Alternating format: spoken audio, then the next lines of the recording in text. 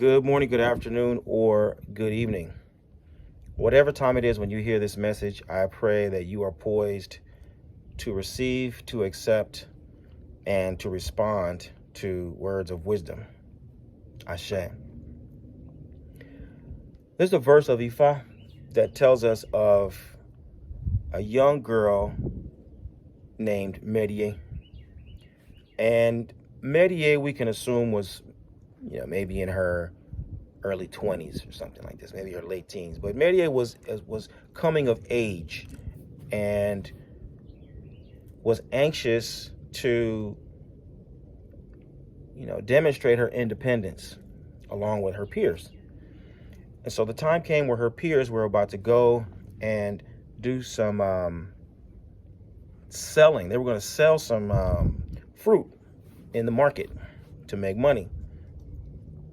Now, it was against Medie's taboos for her to go into the forest, so she had to get permission from Ifa to do so. And so Medie goes and she gathers the fruit with her friends, but in spite of that fact, she wasn't successful at all.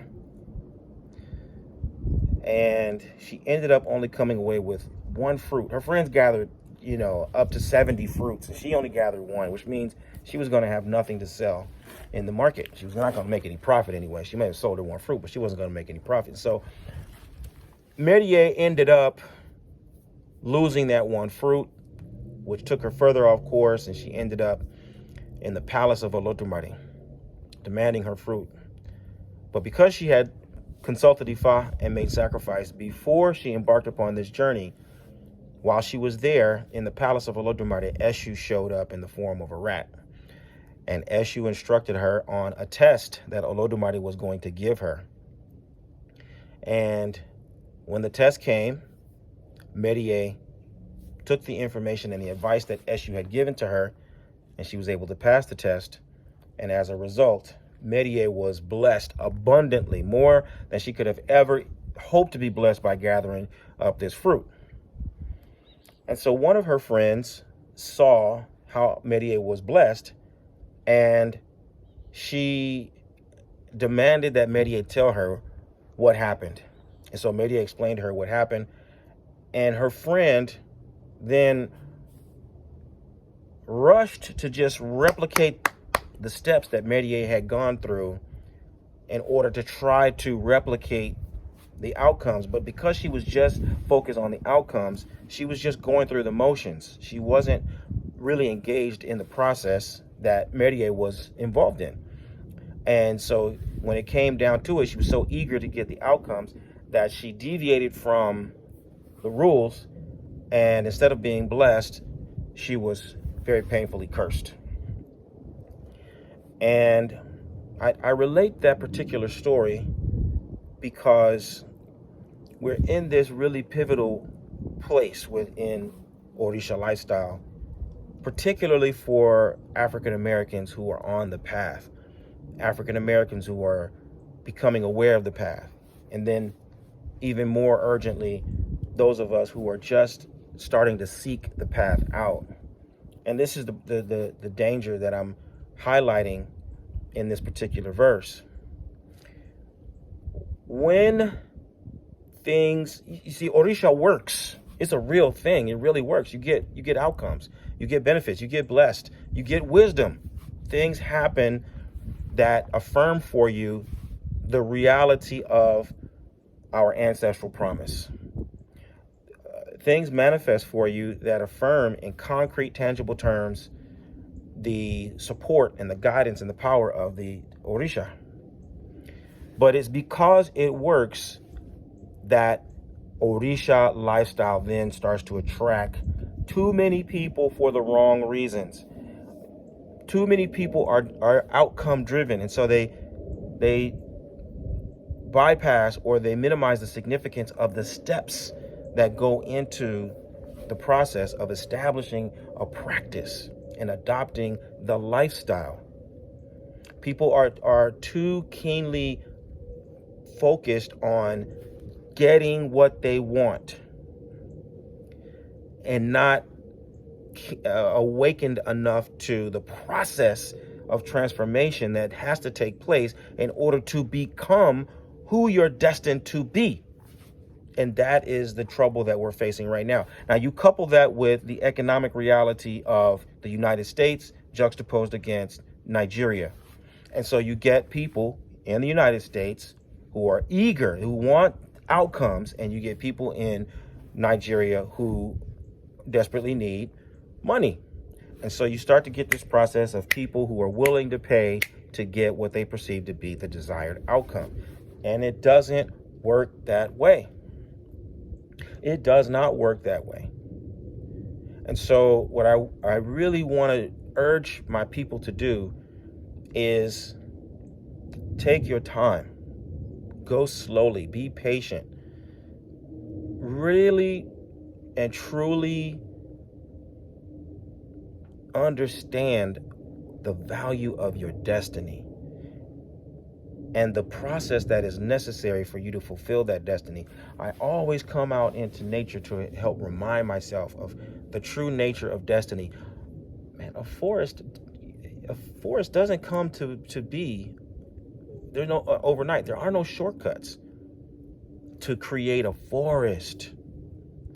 The trees of all varieties and the bushes and the grasses and the shrubs, they all have to grow over time to find their proper space and occupy their proper role in the ecosystem.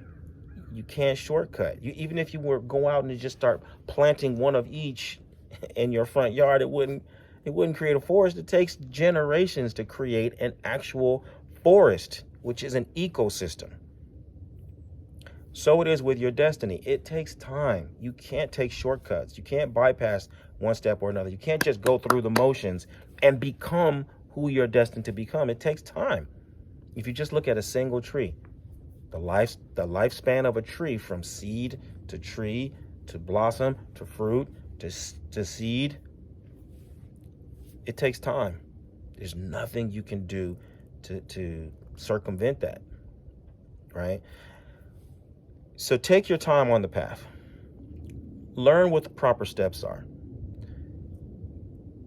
When you're on the path and someone offers to teach you, someone offers to correct you, someone offers to give you the proper insight into what needs to happen step by step by step, don't be offended.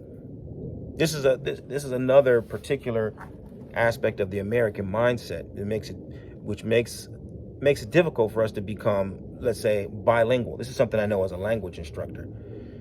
Americans will make fun of foreigners, people who speak English as their second language.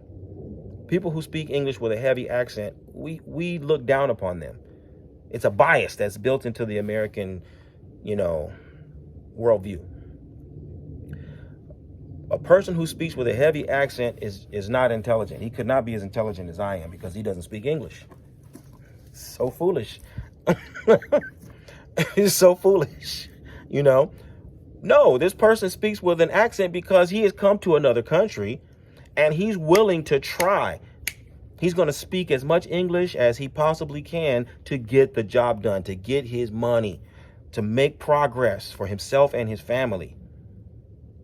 As an American, you're not going to do that. You're going to be so inhibited and you're not going to try. You're going to be so apprehensive and so self-conscious about doing it wrong and about failing that you're not going to ever try. And so you're going to be in Spanish class or French class or German class for like 10 years and 15 years, and you're not going to be able to go past, where's the bathroom? I would like, a hamburger, please, right?